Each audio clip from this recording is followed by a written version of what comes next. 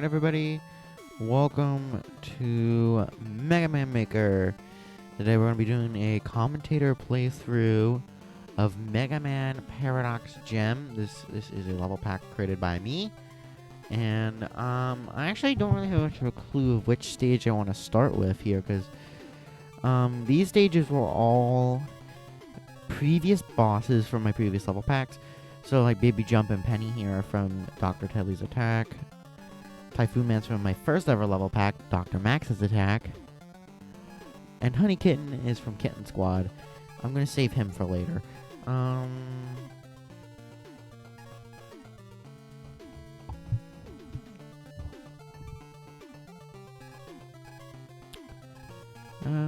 gonna do... I'll do Penny first. So this is Penny's stage. I'm gonna give some general, my general thought process behind making this stage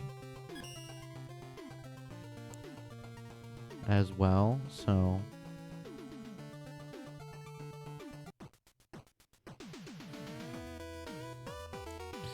Now we are going to get into Penny's stage from Mega Man Paradox Gem.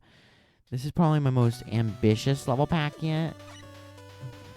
Here's the weapon select screen. We got all the boss weapons. Now this is something new. I haven't tried this before. So, normally in my last few level packs, you can get all 4 E-tanks at the beginning. But now I'm trying something. So now you have to get these 4 keys from the 4 main stages to get this door unlocked. To unlock 2 extra E-tanks. That's a stage preview. This stage, Penny is from Dr. Teddy's Attack, as mentioned before. So...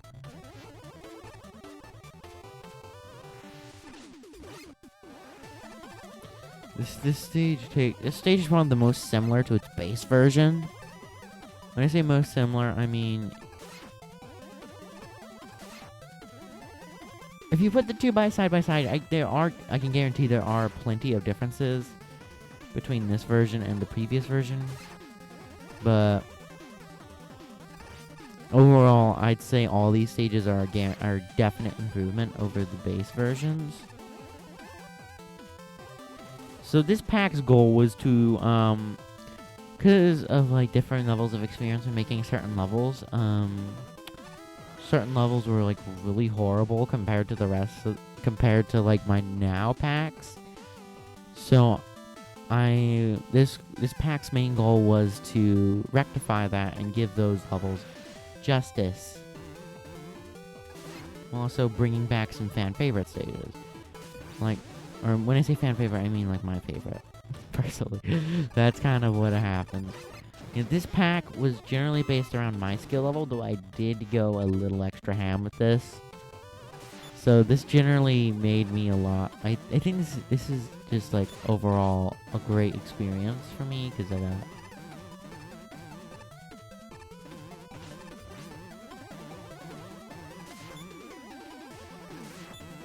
So like, because I got a lot of good designing. I learned a lot about how I design my levels with this, because what worked and what didn't work.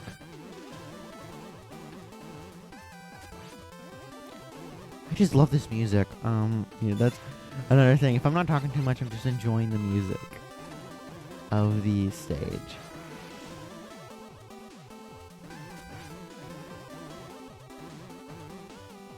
I know I haven't really uploaded in a while because of... Well, I've had a lot going on, and I've also had really nothing really good to do. They're good to upload.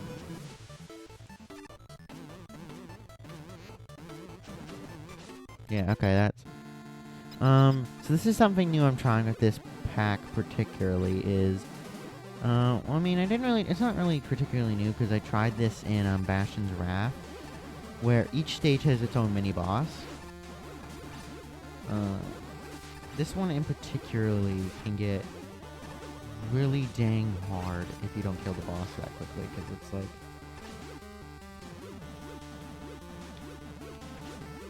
Oh my god. That was so close. Okay. Yeah, I will. I'm not afraid to use checkpoint reset here. You- So, um, this. So, we introduced the punch blocks last section, which is. You'll see this is a common theme that'll introduce like one gimmick at the beginning, play around with it, introduce a different gimmick, play around with it solo, start combining the gimmicks after a while, start combining the gimmicks after the mini boss, or maybe before, or maybe, or maybe, well, definitely after the mini boss is like the minimum of when I start experimenting with all the gimmicks combined. This is one of my favorite sections. This is just Penny's. Oh, okay. The reason I chose Blockman for Penny is because it's the one of the few 11. I don't really use. I don't tend to use Mega Man 11 themes that often. It's not really. It doesn't really happen that often. But when I do, the last time I think I can remember I used it in a successful pack, or like guarantee I can remember it, is in Dr. Max's attack with Main Man stage. So you also will find when you're playing through this pack without NSF replacements that all the stages that the main robot master are, well, not really robot masters, because there's, I mean, two of them are kind of robot masters, but the rest aren't. You'll find that the I like to do that just to make sure I get through. You'll find the main 8 stages that half of them contain X/0 songs, and half of them contain classic Mega Man songs.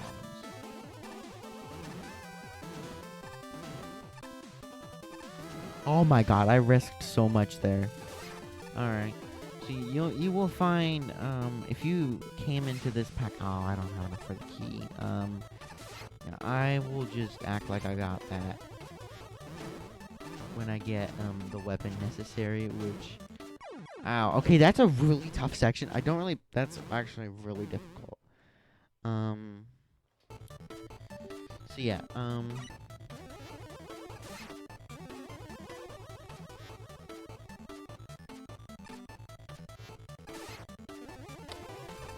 something you will notice is that these stages are quite a bit longer than the base, than the Hermione's attack, or Bastion's Wrath levels, as they're 10 screens longer each, which I think gives these stages enough distinction from their base versions. Because like the Bastion's Wrath levels particularly were I was a bit surprised how different they turned out. Because okay, my god. Okay, why do I just? I'm getting skill issue right now. Yeah, so okay. I'm not really gonna say anything else because it's really just irrelevant. This. So this is the first blue key location. We need actually Stara's weapon to get that key. I probably should have gone to Stara first. I barely remember these stages. Okay. Heard loud and clear. You know, this pack is gonna torment you if you're not that skilled at Maker. Like, particularly Penny stage. I was considering the idea of maybe doing like a Nuzlocke for the game, or like if you know what Pokemon Nuzlocke is. What the frick? What's that? Okay, I'm legitimately questioning things like that. What the heck was that? Okay. Well. Wait. Okay, apparently these Blight plush blocks. I guess I could get to talking about what the original version of this stage was a lot more purple than this stage, which focuses a little more on green with the gray. Otherwise, this stage is pretty dang close to the original. Like, it's probably one of the closest stages to the original outside of Oh my god, that is just... Okay. I might just want to get the rush coil out there, because that is... I know it's possible. I've done it. No, I'm gonna just speed run back there just to prove a point. I'm gonna beat this without the rush coil.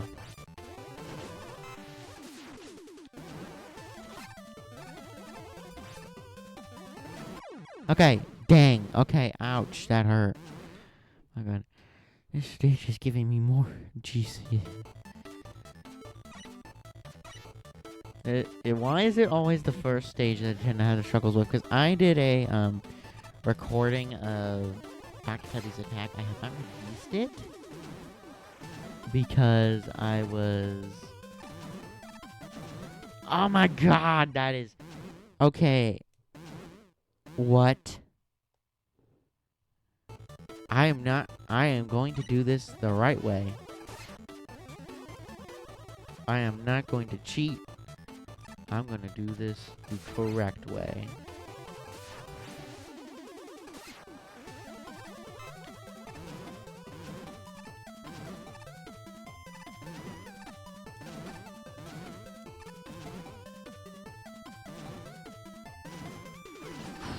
Wait, what? Wait, what? No! I thought I had it there. Is it legitimately possible? I'm not... I swear that was possible. I guess I must have forgotten the timing, because it's been a while since I played through this stage. Well, most of these stages, actually. Like, I think the stage I had the most memorized is the 6th one, because that's obviously the latest one I made. Okay, I might just use the rush coil, because I don't want to spend all this episode entirely here on this one section. Especially if I die. Okay, yeah. If I beat this once, I'm going to just skip it every single time. Or if I'm... Oh.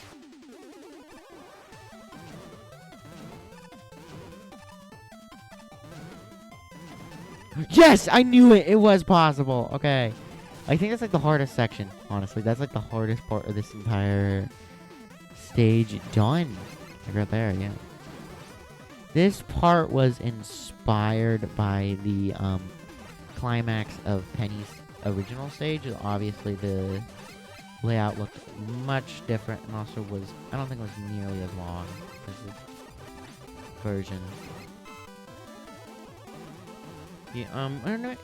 One of like the main carryovers from that stage was the Crystal Joes. Now some may ask, why are there Crystal Joes here? This is not a Nerf-based stage. That's because of how they act. Because I don't have... If they had custom sprites, it would make so much more sense why there are Crystal Joes here. Because in my, like, kind of, like, imagination, I would...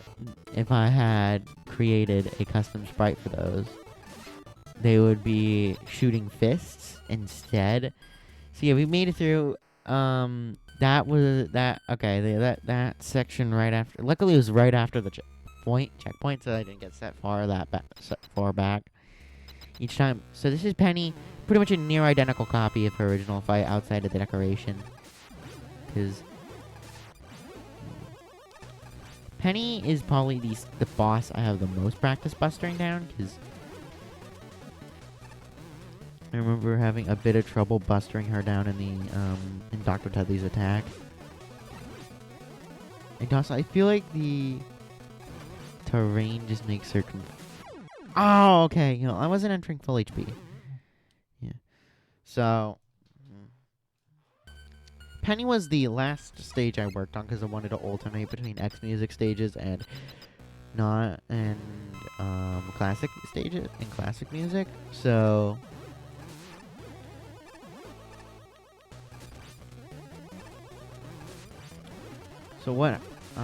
I chose Penny last, mainly because I was using a wheel spinner to decide what order I would do all the bosses in. With the exception of Cheeto and Typhoon Man, because I was struggling to figure out something for Typhoon Man. And then I got a bit of inspiration. See, you got Rocket Paw. So there we go. We got the Rocket Paw, which is the hard knuckle. I'd say this is probably the second most useless weapon in the entire game. It's not, or maybe the most useless, but that's not a bad term here, because, like, that's a very low bar. Or a very high bar.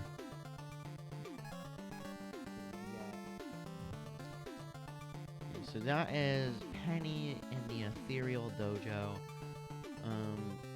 I believe her weakness is, or the weakness of, the boss's weakness of Penny's, of the Rocket Paw is, well, I should say, let me rephrase that.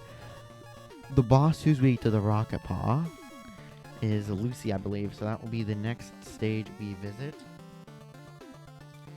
So, I'll see you next time. Toodles.